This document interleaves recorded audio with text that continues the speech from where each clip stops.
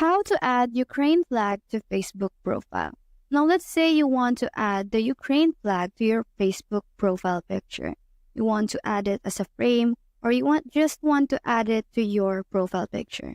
Now all you have to do in order for you to add a Ukraine flag to Facebook profile is to tap on this profile icon right here and click on this little camera right here.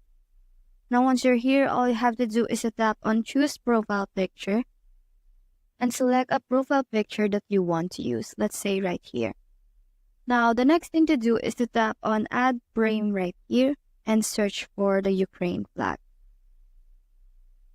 Right there. So you can just choose whatever we want to add right there, or you can just add the flag that you wanted right here. So I choose this one.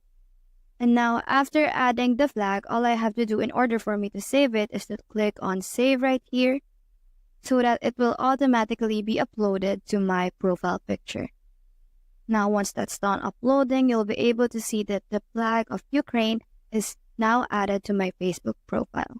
So that's how to add Ukraine flag to Facebook profile. Hope you helped.